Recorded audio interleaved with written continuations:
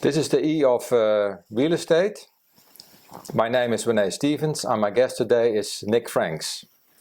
In this podcast I would like to explore the new insights that Nick used in the second edition of his book Radionics, 21st Century Radionics. He published the first one in 2012, so it's now 10 years later. And now I'm interested in what are the new insights and the new discoveries. But maybe before we start, Nick, welcome. Could you give a brief introduction of yourself? How would you like to introduce yourself? Well, I'm Nick Franks, and I, by some circumstances, in about 1996 or 1995, I got involved in homeopathy and then radionics. And eventually I moved completely towards working in radionics and developing radionics and radionic instruments. And eventually I wrote a book about it, because although there are some books about radionics, there are no really comprehensive studies of the whole subject. There's good partial works, such as those by Tansley, but there's no, I think, overall conspectus of the whole subject. So that's what I decided to do. And it took me nearly 4 years to write the first version of the book. Then, which was published in July 2012. Then the book nearly sold out by 2021, so I thought I'll reprint it, but I should revise it. So this that's just been published, August 22, is the revised version of the original book. So far so good. So far so good, but maybe you can dive a little bit deeper into what are the changes compared to the first edition. The first edition was a huge effort to write, and by the time, after more or less 4 years, I'd reached a point not only of thinking it might be complete, but also exhaustion, mental exhaustion. I couldn't really take it any further, and I thought it was good enough to print, so I printed. And enough people agreed with me that it was okay, so I was quite encouraged by that. But I felt there were many things that could be clarified, extended, improved, perhaps expressed better. So the second version is not really a rewrite which has changed my ideas. The ideas that I present in the first place are the same ideas that I present now. But there's much better clarification. A lot of sentences were reconstructed, chapters were reconstructed, and so on and so forth, with the aim of getting a more coherent presentation, which maybe some people would say was not necessary, but I felt it was necessary to go further. But I also think this is the final edition. I won't do another edition. There won't be a third edition, unlike the Organon of Hahnemann, which went to 6 editions. So if I write again, I'll write something different. Maybe agriculture and environment in radionics. I don't know yet. But so far as it went, I went over it with a fine tooth comb, very meticulous, and I'm now quite satisfied with it. Could you maybe give 1 or 2 examples what is really standing out in this second edition? Well, I gave a lot more information about how I'm constructing radionic codes and how I try and manipulate the field, because my basic contention is that everything in the universe, that's everything, is somehow described by a vast information field. And the action of radionics is to sort of encapsulate and manipulate various aspects of the field through focused mental intention to create healing results. And behind that stands the idea that there is, within a wide enough range, a normal set of functions for the human body, which is even to a great extent the opinion held by orthodox medicine. There's a normal functioning liver, a normal functioning stomach, a normal functioning respiratory system, and so on and so forth. And the idea is that in the healthy human, this should be working normally. When things go wrong, something is provoking the system to work not normally. So instead of giving drugs, we try to use mental projection to manipulate the field, to entrain the patient with vibrational patterns which will normalize any fields which are defective or considered to be defective. So far, so good? So far, so good. And yeah, in the first video we talked about what the field is. Maybe in short you could repeat that for the new audience. What the field is exactly, we don't know. This is science yet to come. But that doesn't mean to say we cannot manipulate it and manipulate it efficiently. And let me give you an example, which I use in the book, which is that people were falling out of trees for thousands of years before anyone came up with the idea of gravity. So no one knew what gravity was, but nevertheless the effect of gravity was always there. And I say these fields have always existed, they pre-existed us, and we can come to consciousness and bring them to conscious form and try and use them. And radionics is a method of manipulating these fields, a unique method really. So the idea is that, let's say you take the respiratory system of a person, very popular, and it's affected by a virus.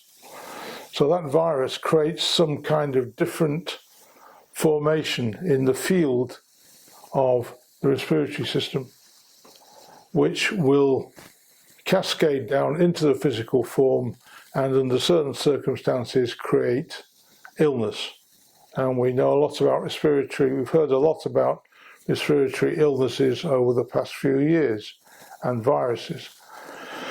So the idea is if you can somehow eliminate the virus, you will enable the respiratory system to restore normal functioning and therefore health. That's the basic idea. Mm-hmm. Gets a lot more complicated than that, but that's generally it. Yeah, and does that help? Yes, I think so. That last time you also mentioned the field as an information field that is everywhere, and that we use a term like consciousness cloud, that by the intent of the practitioner you can instruct that field to balance things or correct things. Well, the field, what was an example I gave before? The field as it exists is a kind of raw information. It's like, let's say, if we take the example of oil in the ground, we can dig oil out, we can drain or dig oil out of the ground, but we can't use it in cars because we have to refine it and make it usable. So the information field that describes everything in the universe may not be directly accessible to human consciousness. So in radionics we have various methods of creating codes which link the practitioner's mind to the field in an efficient manner and enable him to, or her, to produce, actually most radionic practitioners are hers, by the way, more hers than hims, to produce the desired effect. So you can take the example of language. Was that it, language? Yes. You can have many different words in many different languages for the same phenomena, but the actual underlying phenomenon which we're trying to describe is the first order phenomena. The language is the second order phenomena. And in radionics we try to describe something which in a sense we can't exactly touch in a normal sense, touch, feel, describe, at least at the moment. But we can somehow capture it by creating codes which have a meaning, which enable you to motivate the field or use the field. Okay. Some of my listeners asked me the question, but I think you can answer it much better than I can. The difference between dowsing and radionics. Is dowsing a part of radionics? Is it something different? Oh, that's easy. Well, dowsing is more generally covered by the term radiesthesia, which is basically a French word, I think, radiesthesia. And radiesthesia is the art of detecting at a distance using certain types of instruments, notably the pendulum or rods, which you may have seen. So radiesthesia is a way of reading and detecting the presence of certain types of energy fields. Radiesthesia. In radionics, we use radiesthesic methods in order to read the fields and to find which energy patterns may be used to counteract problems in the fields. So in a sense, radionics is part of radiesthesia, but it's a very highly developed part of radiesthesia. What I understood is that radionics is mainly used in healing things, not so much in detecting oil or water or finding lost things. Yeah, that's correct. That's correct. I deal with this in, I think, Chapter 2, Chapter 3, where I'm talking about the famous Abbé Mermet, who was a French, probably one of the most famous dowsers in the 1930s. And I show how it correlates with the work of Abrams, who developed radionics in the original form. Yeah, dowsing, you look for water, oil, missing persons, lost property, minerals under the ground, and God knows what else. In radionics, we're mainly concerned with health, but it could be the health of animals, humans, or agriculture, soils, and so forth, plants. There was one thing that struck me in your first book. It's probably still in the second edition. You made a distinction between extended sensory perception and extra sensory perception. Could you elaborate about that difference? Well, I think I got that expression from one of my colleagues in the Radionic Association. The idea of ESP is that there is something perhaps supernatural about it. ESP is, what was it, extraordinary? Extra. Yeah, extrasensory, yeah. Extrasensory suggests that there's something that is outside the range of the senses. Something abnormal, something supernatural perhaps. Whereas I would say extended sensory perception is that we find a method through radiesthesia of extending you could call it the sense of touch in a sense. Instead of touching here, we are touching at a distance, and we touch the vibrations of water or oil or whatever we may be looking for. It is apparently a fact that many oil companies used and probably still use dowsers as well as geologists. And in fact, I have a friend who in his youth worked on oil rigs, and he said people with pendulums were present looking for oil. So you find the oil with the pendulum very quick, very cheap, and then you need the geologist perhaps to determine precisely how you're going to get through the rock, which is a completely different matter.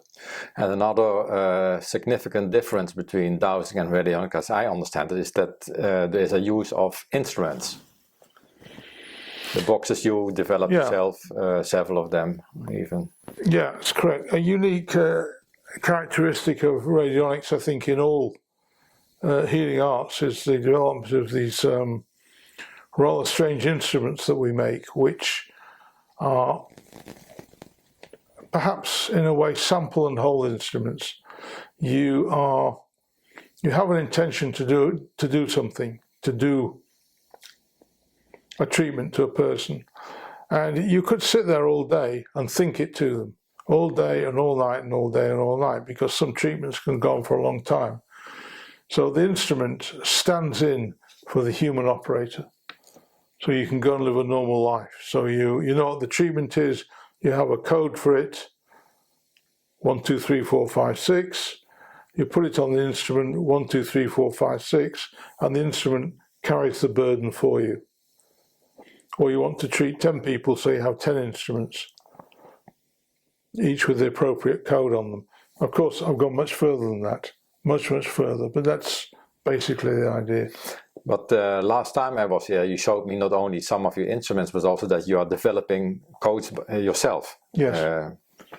Well, in chapter 14 of the book, which I extended maybe 50%, I write something about how I'm developing codes, which is an extremely esoteric method. The basic way you work out a radionic code is you would take a chart of numbers, 0 to 10. And you take the pendulum and you say, I want to make a code for diamond or sulfur or anything else. And you take it, you ask the pendulum, how many numbers do I need to make this code? Let's say it's 6 numbers. And you ask the pendulum to point on the chart to the first number, and it may point to number 3. So you write that down. What is the second number? 2. What is the third number? 4. And so on. So you develop a number 3, 2, 4, 5, 6, 7, let's say. And then you can ask the pendulum, or ask with the pendulum, how accurately does that represent my understanding of the energy field of sulfur or diamond? And the pendulum can give you an answer 60%, 70%, 50%, etc., depending on how well attuned you are to the field. That's the basic method, and what you do is you end up with a string of numbers, and compiling the strings of numbers for different locations or minerals or flowers or whatever, you create what's called an atlas of rates, and I give some examples in the book. But my own opinion was that these basic codes do not go far enough into reality, the underlying reality, and that better methods were needed. And I go into this in chapter 14, starting with the work of Malcolm Ray, the late great Malcolm Ray, and looking at some criticisms of his method, and then explaining some techniques that I use to create what I regard as being a more comprehensive depiction of the field, a more comprehensive depiction of the field, the required field. So if you took, I don't know, the human brain or the nervous system or the spinal cord or the bones or whatever, each one has a field, and each of those fields is comprised with many subfields. So the bone is comprised of various cells, osteons and so forth, and it has a bone marrow and it has the periosteum and so on. So you have to, if to give a comprehensive description of bone, you need to include all these subfields. So that's why the actual overall code can get very complicated, because it is complicated. Human body is complicated. I've heard it said it's the most complicated thing in the universe, but it's probably not as complicated as the human mind. Yeah, you showed me that you now, in this interview, you're mentioning 6 digit, but you have 1600 A4 pages. Well, that's nothing. Code. Oh, that's nothing. That's nothing. No, I would estimate that I've created more than 2 million pages of code in my career. But this is done by a lot of techniques which make it, it's laborious, but a lot of the techniques are step and repeat. for example, where you make a block of text, a paragraph of text, and maybe you repeat it 100 times. So suddenly half a page becomes suddenly, 50 pages like that. And then you write a bit more code in, and then you step and repeat. A lot of nested information stepped inside one another.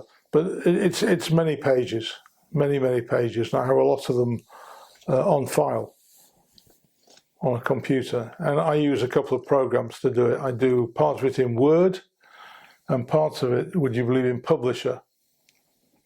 And I had a lot of problems with Publisher because I'd learned how to use it, but it became very slow to use because of the size of the files. And at one point we went to Microsoft and we said, can you help us to speed this up? And they said, what the hell are you doing with our program? Because it's a program for making, little printed flyers and all that. Yeah. But what we learn in this world is that what we intend to do is one thing, but what happens to it is another. Mm-hmm. I can imagine that some listeners now think, well, that's a lot of work. What brought you to put all this work into this radionics research? Well, I must be crazy. But that's the short answer. Oh, I see. Well, maybe I'm built to do it. Maybe it's a calling or a vocation. But, I never intended to do anything like this, but it just happened that I went a certain way down the path of what exists, and I suddenly thought, as one does, well, maybe I can make this better. And that's when it started. And I didn't realize where it was going to go to over these, particularly over these last 20 years. I think quite a lot of it's been built now. So quite a large range of treatments are possible. But I don't want to go too much into what's possible because there are people out there who take a dim view of radionics and what you think you can do with it. Am I expressing myself clearly? Would you like to elaborate on that? Yeah, you were saying in the preparation to this interview something about using radionics in a positive way and in a negative way. And well, that's far down the line. The basic situation is that radionics is regarded as a pseudoscience. And if you look at the entry in Wikipedia, you've got it all there. They say it's a bunch of crap. And it's actually full of information which is incorrect, but some of us tried to change it, and you can't change it because they appear to have some kind of inherent bias. So consequently, if you look at it from a normal scientific point of view, materialist science, it possibly does look like crap. But I do go to some lengths in the book to try and show how it just might not be a load of crap. And to do that, I studied a bit into quantum mechanics, which is quite a fascinating subject. Have you studied any quantum mechanics? A little bit. You're probably a genius, aren't you? I'm not at all. You're probably a professor of... Also not. Well, I studied it a bit, and I'm not a physicist and never would claim to be a physicist, and I can't even do math to any extent, but I can do concepts. And what I found from studying quantum mechanics, reading about quantum mechanics, is that reality is absolutely not what materialist science seems to think it is. Reality is a largely unknown and fluid concept, which only at this level of experience comes into some kind of objective form. But if you start reading some books about quantum theory and the influence of consciousness on quantum events and quantum entanglement and so on and so forth, you just realize that, and you take of course, the famous quote from Feynman, who said, don't try and understand quantum mechanics, you'll never get to the bottom of it, you'll probably go mad. He doesn't exactly say it like that, but he pretty much says it like that. And in short, nobody knows why the universe is and behaves the way it does. In a limited sense, we know, but in an extended sense of science, we don't know. And finally, you will get to see the big scientists, the really biggest of the lot, like Einstein and so on, will tell you that we just don't know. And that's a kind of interesting position. And particularly when you have something like radionics, where we're saying, well, you can do this. Well, I see nothing in science that says you can't do it. Mm-hmm. And I gave some cogent reasons, what I think are cogent reasons from quantum to support this. Well, I could be completely wrong. But that's what we'll have to find out. That's all research all about. In the beginning you said something about radionics can be used for humans, animals, crops. You left out the environment. Last time we spoke about the environment because that is one of the main topics of this podcast. You mentioned that you did some intervention in this house to optimize the energy. Well, could you go a little bit more in detail or give an example what you exactly did? You mentioned the Earth's energy lines. Yeah, okay. The two basic things you can do in environment are negative Earth energy lines, and this has been known about for, of course, decades.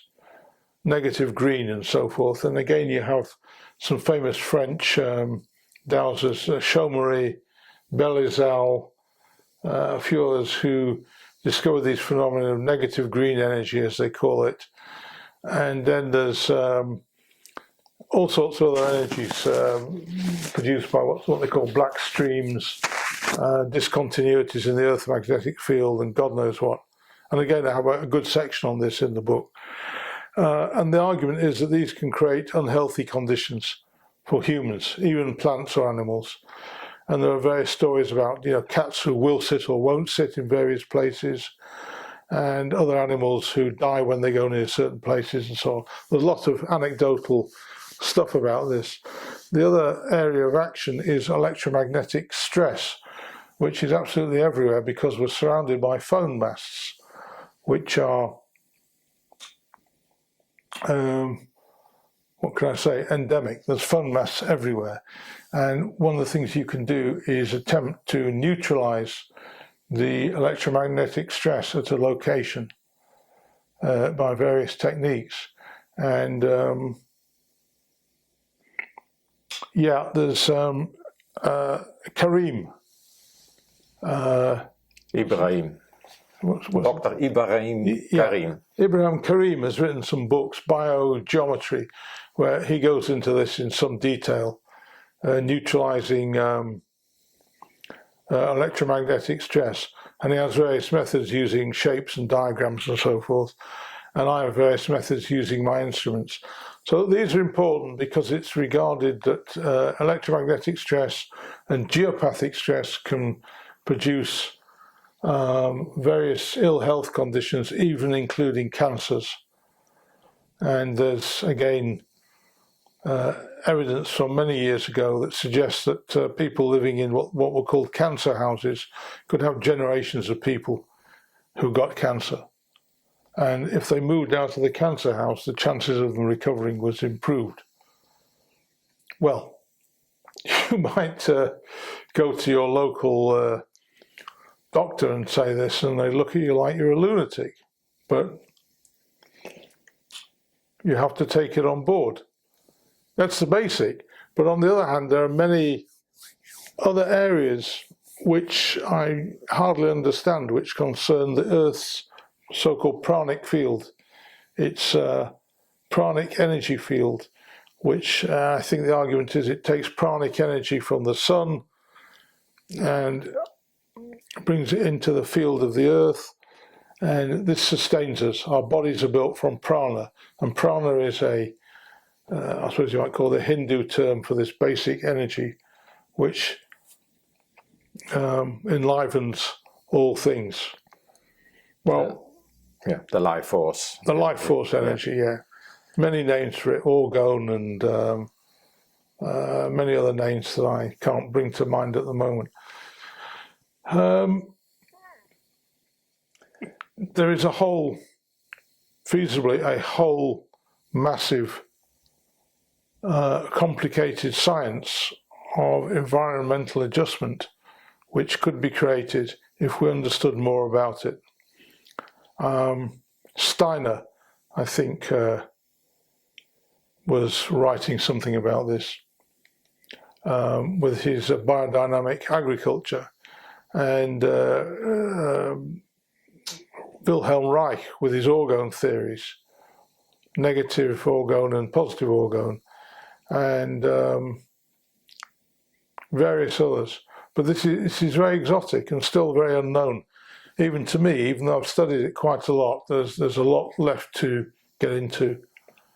The most I've done this year is I've treated 3 vineyards in Switzerland, just to try and prevent them getting mildew, which is common on vines. So I'm waiting to find out the results of that. But this is an old house where you live. You did not build it yourself. Which interventions did you do yourself with all the knowledge you gathered over the years for your own house where you live in? There seems to be a negative energy line which comes in over there and goes out over there. So I blocked that with one of my SRI plates. And I made a little, on the top floor, I made a little crystal garden. Did you see the crystal garden? Not yet. You can show a photograph of it. Yeah. It's a lot of crystals placed together, and it seems to lift the energy of the house. So it's in that corner on the top floor, but it seems to permeate the whole house. So this is kind of possibly in the area of a sort of feng shui, or what do they call it, Vastu in Indian. What do you call it, Vastu? Yes, Vastu. Yeah, it's something in that kind of area, except using crystals and some metals. And I think it's potentially quite effective, but I don't do much in this area. Occasionally I do houses with electromagnetic stress, and you can bury crystals in the ground. You can stake the ground with iron or copper stakes, which they call earth acupuncture. But this could go very far, and we have at the moment this so-called colossal environmental crisis, which is put down to human intervention, greenhouse gases and so forth. And part of that is probably correct, but I think there are other factors in play. For example, if you read The Chilling Stars, have you heard of that book? No. It's by a Danish astronomer, and he says the way the solar system is moving through our galaxy creates, I think in a sort of sinusoidal path, creates positions where the Earth's climate is going to be more disturbed than at other times, where it will be more placid. So it could be that you have a mixture of cosmic phenomena, which we, of course, cannot control. Maybe we can mitigate, but we can't control them. And human phenomena, which are human-produced phenomena, which are mingling together to create difficult circumstances. But again, this is a lot of research and requires quite a few big brains to get into it. You are now almost 14, 15 years doing this research. How much? 14 or 15 years, when I'm correct? No, I started in... for your book you needed, you used 14 years. No, 4 years. 4 years and then 10 years experience, yeah. Look, I wrote an article in 2000 about radionics, and that was the basic first step of the book. Okay. So I developed it between 2000 and 2009, and then some people suggested to me I should write it down as a book. So then I really started working on it, and that was a crazy amount of work because I had to learn, had to get into quantum mechanics, which completely baffled me at the beginning, completely baffled me. And Jung, of course, I write a lot about Jung and Sheldrake, morphogenetic fields and so forth. So I had to really get into this, and then in 2012 we published. What were your greatest challenges during these 20 something years? Greatest challenges? Yeah, and struggles in finding the things you found. And I wouldn't say. And how have you overcome them? Well, I think making the intellectual effort to try and work out how radionics can work. It doesn't seem too bad now, but at the time the whole thing seemed completely baffling. Yeah, because you started from scratch, what I understood. Yeah, well, what I have as an education, I think I went to physics, maths, biology, and chemistry to the age of maybe 16, maybe not 16, maybe 12, 14. So I didn't have a big science background. I did, French, English, geography, and then economics at university. Then when I got into the electronics industry, I was spending a lot of time with people who were very technical, knew a lot about electronics and sound. So I learned quite a lot about that from listening to them. Construction of sound systems, sound waves, and all those phenomena. So I had some kind of background, but in no sense could I claim to be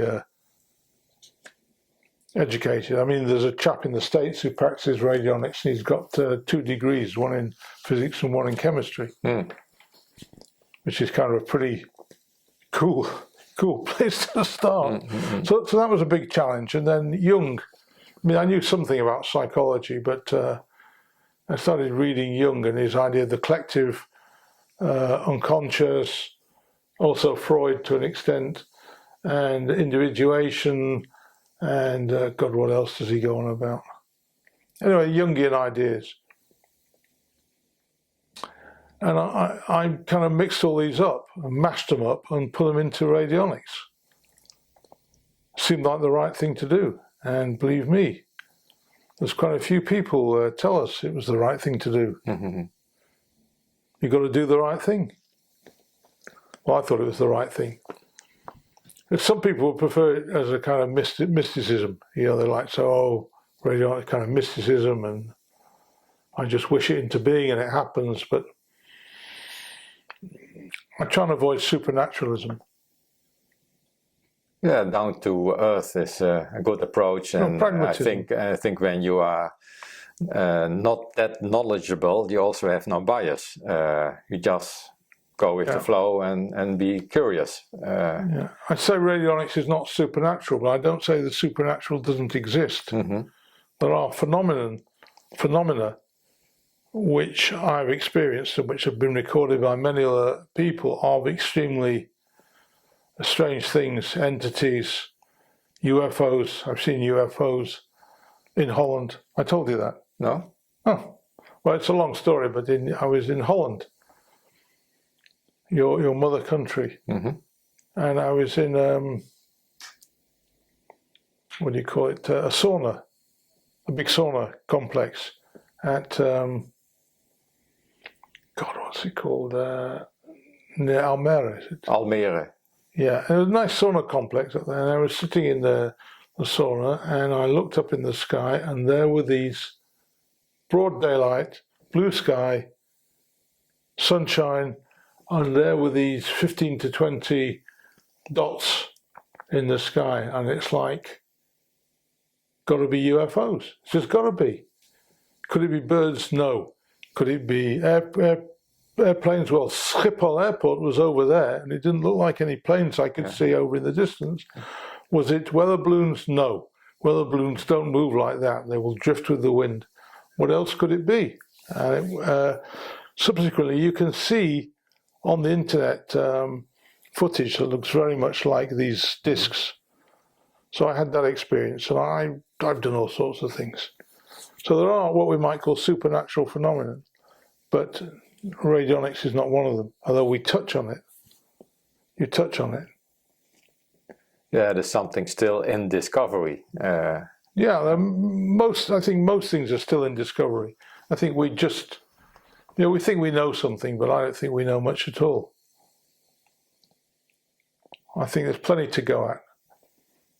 You know, I mean, you've got this vast scientific community that thinks it's got everything taped, but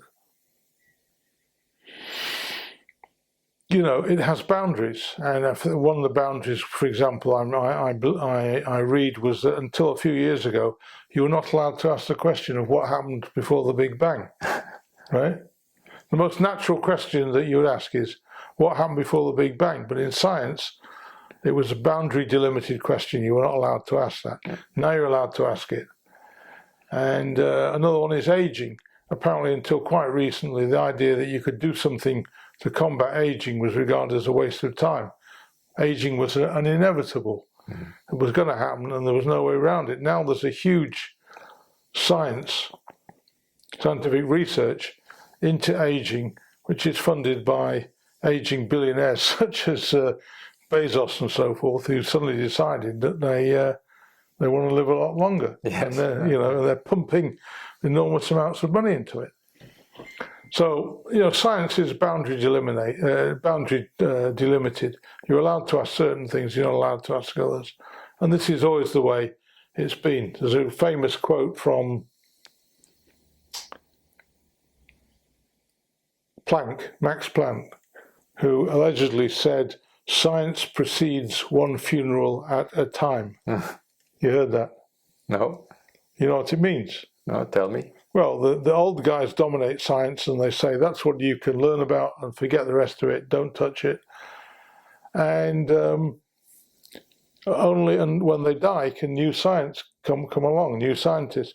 So I think Dirac, who was one of the guys who developed quantum mechanics, he went to his teacher in, I think it was the 1890s or something like that, and he said, "I want to be a physicist when I grow up." And he said, "Forget about it, we've solved all the problems in physics. It's a done deal, there's nothing, you're wasting your time."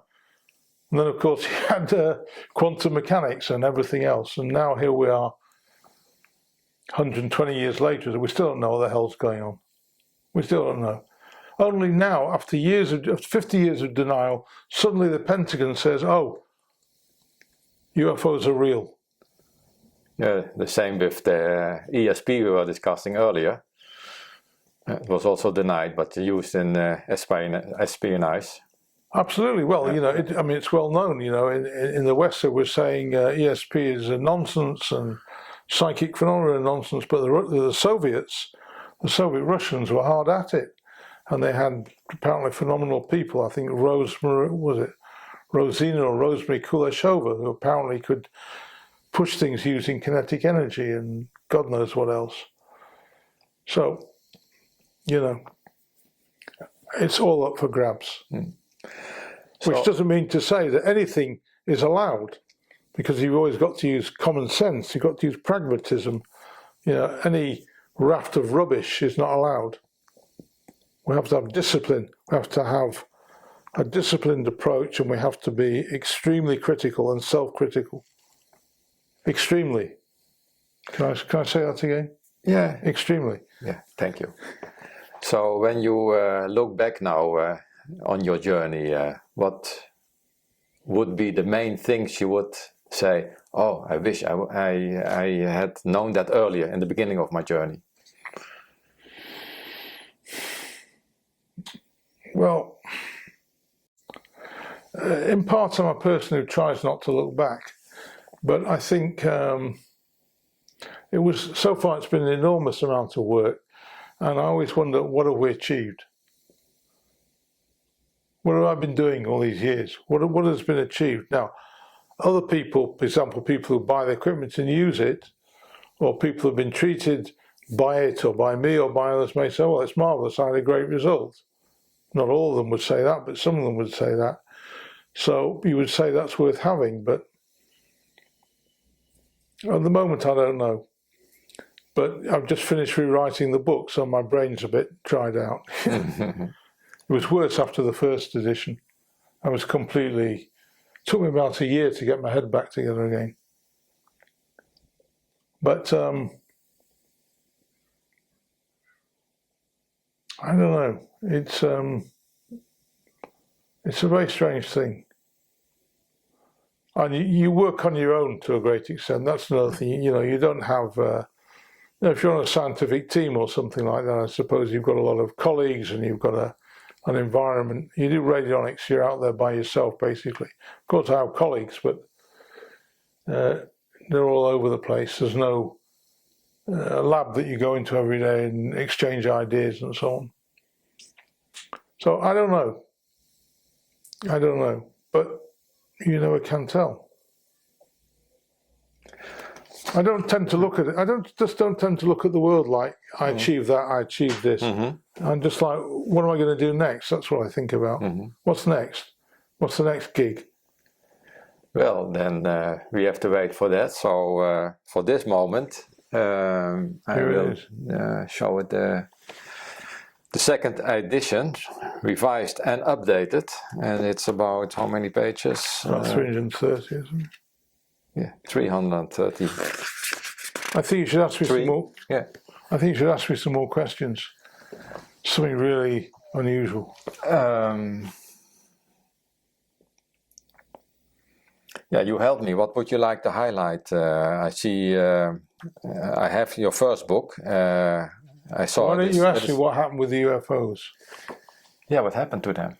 Tell me. I'm curious. Well, as you probably know, being Dutch, when you go in a sauna, you're naked. Yes, so you have no camera with you. So you have no camera with you, right, first point. And you're only allowed to have a little towel. So men and women, everyone is in there naked with a little towel, if you want. So here I was in the sauna, and I'm sitting in a jacuzzi, and it was about the first sunny day of the year. I think it was early June or May, or first nice sunny day. And I'm looking into the water. And I'd looked up at the sky, and it seemed like the sky was fizzing with energy in this certain point. I look into the water, and I'm like, ugh. And suddenly a commanding voice comes into my head and says, look up. So I thought, what is this?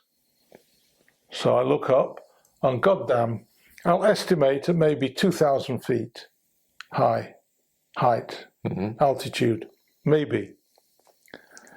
There are these dots, white dots and brass, yellow, gold-coloured dots in a cluster up there.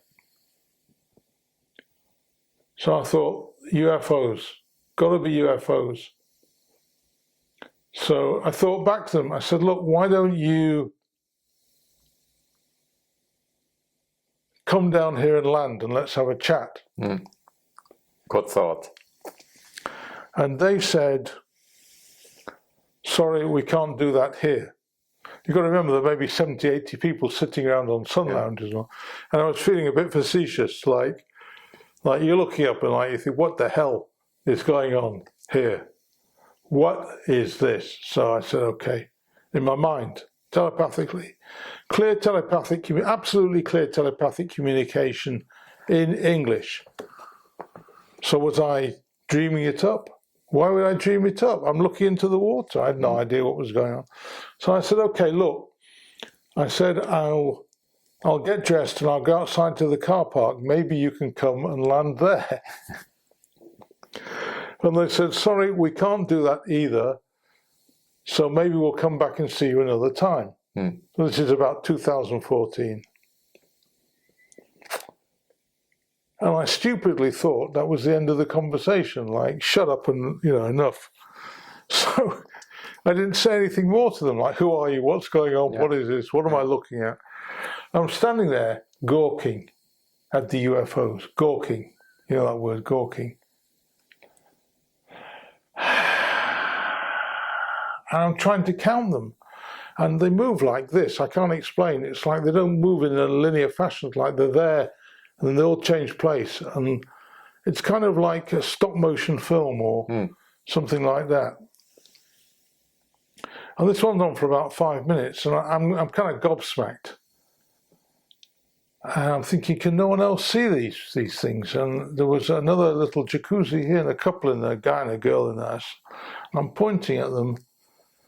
And he's like looking at me, are you mad? You know, are you crazy?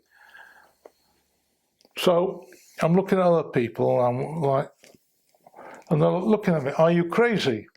So I gave up on that, and I'm looking at them, and suddenly, by this time I'm standing up in the jacuzzi, and suddenly I just felt a little unbalanced, and I just swayed like that. And I looked down for half a second or something. I looked up, and a huge cloud had appeared. In that instant, a cloud had appeared over all but two of these things.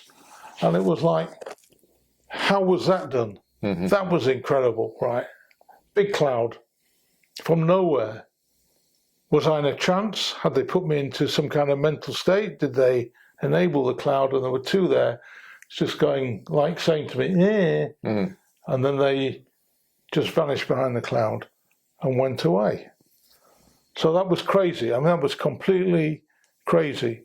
No bizarre feelings of fear or, Independence Day, UFOs landing and blowing us to smithereens. And I thought, wow. Then I went inside and I found the guy and the girl. And I said to the guy, did you see that? And he looked at me and he said, balloon? UFO? And I thought, well, did he see him or didn't? I thought he must have seen something. And then I asked a few other people, did you just see anything in the sky? No. So, the unexplained. Yeah. Who knows? Maybe radionics from the cosmic that touch you and with their intent. So I'd never bothered in my life really about UFOs. I was never, okay, they existed, so what? But after that, I'm sure that something is going on. And of course, I told a few people when I got back, they'll look at me like, no, he's really crazy. He's really lost the plot. But now we see the Pentagon says there are UFOs. And that's only what they're telling us. So what's going on that they haven't told us? So this leads me to the conclusion that we live, getting back to boundary delimitation, we live in a universe that we've kind of constructed, which we have somehow put or have had put around it boundaries to what we will consciously believe and accept is real. And occasionally things come at it from various angles, be it ghosts, be it spirit intrusions, be it devils, angels, demons, God knows what else, UFOs, anything else you might imagine. Things break through this permeable boundary of consciousness and impinge on it, and then we go, this can't be right, because we can't allow it in the model that we understand. So one of the things I think you have to do within reason is try and break down the boundaries so that you yourself can advance your own consciousness. If you think that's it, it's all in this box, then that's where you're going to find it is. Don't you agree? I agree completely, yeah. On the other hand, you have to be careful that you're not going to open Pandora's box, which is the box you don't want to open. That's why I always say extreme discipline and pragmatism and self-control are necessary when you get involved with these things. Otherwise, your mind will run riot with all kinds of incredible ideas and theories, and you'll become a lunatic. And you will float away like a balloon without a tether. Yeah, and also use it for with the best intentions. Because the other way around, it can also bring you in big trouble. You and others. And you can also be easily deluded as to what's going on, because there are things, you may have heard the idea of the trickster. You know the trickster? Tell us. Well, the trickster is an idea from mythology of entities which come here, a universal phenomenon which is described in many cultures, entities which come here to play games with us, to fool us, to for whatever reasons that they have. The trickster. You can look it all up. Read Joseph Campbell. I think he deals with the trickster. You know Joseph Campbell? Yeah. The hero with Journey. 1,000. Here was Journey. Yeah, the hero with 1,000 faces, and many other books deal with this. The Trickster. So we live in this world, and we think we know what's going on and what it is, but I think it's really, reality is very, very different and very little understood to where we are now. How does that grab you? Yes, I think that was a good addition to expand the open mind that people already have and think far out of the box. Actually, a box that is just artificial. So yeah, we call it a box, but maybe there's a box in a box, in a box, in a box, and so on. That addressing these UFOs, which many people talk about, and as you said, it is indeed also acknowledged by Pentagon now and others. But that does not mean that it never exists, because it's footage from before. So maybe they are telling us not everything yet. Who knows? I was in the cathedral in Rodez in France quite some years ago, and I saw to my amazement a sort of wall painting which clearly shows a UFO. Yeah. From like the 15th century. Part of it's been erased, but part of it's still there. And it clearly looks like a UFO which is descended as a woman or a man lying in a bed, and there's an angel and there's a bloody UFO, and you think, what? You look at it, you think, it can only be a UFO. You think, what can it be, a shower head? You know? And there it was 15th century. So I think these phenomena have been there ever since. Yeah, in that context, when we're coming back to radionics, I think, as you said, it is an extended sensory perception. So it is extension of our own senses we have. Maybe in the old days we all knew that, and used it, but we forgot somehow. And now some of us are rediscovering this and sharing it with the world. Well, there is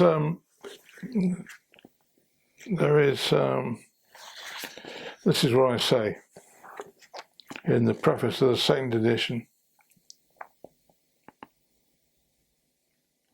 The essence of the matter is that the material world originates in consciousness and is not primarily a self-contained phenomenon which is both the source and end product of itself. This is the radionic view, or the esoteric view. This latter is the scientific materialist standpoint which dominates present-day thinking. It is the zeitgeist, and its power and confidence, bolstered by many believers, increases by the year. Those who oppose it may well be subject to dismissal or ridicule, but nevertheless, we propose herein and indicate elsewhere an alternative viewpoint. This viewpoint is not some kind of esoteric fantasia, but a model which incorporates as part of the whole the material process deemed by science to be none but the whole. You got me? Mm-hmm. So that's kind of my thinking about it. We've been told by science, and we're told more and more by science, science is conquering this, science is sorting that out, science is explaining this, science is explaining that, and it's a religion of science that's been created with definite boundaries. You know, you're allowed to think this, you're allowed to believe that. And apparently in scientific institutions, if you offer alternative ideas, Benveniste and Sheldrake and Nasons and so on are examples, you can get hung out to dry. You can lose your grants, you can lose your position, you can lose this, you can lose that. It's not tolerated. But it's all a matter of time, just like in the Catholic Church or in the Christian Church, that there was also times that witches were burnt, people were killed about having other beliefs or having more contact with nature and remembering what you can do with nature forces. And I think we are rediscovering all these things bit by bit. So what you're talking about, science is mainly the mainstream science. There are still some scientists at the edges that like the names you just mentioned, Rupert Sheldrake and the Frenchman, what's it called? Ben Venise. Tillerman. Who did discoveries.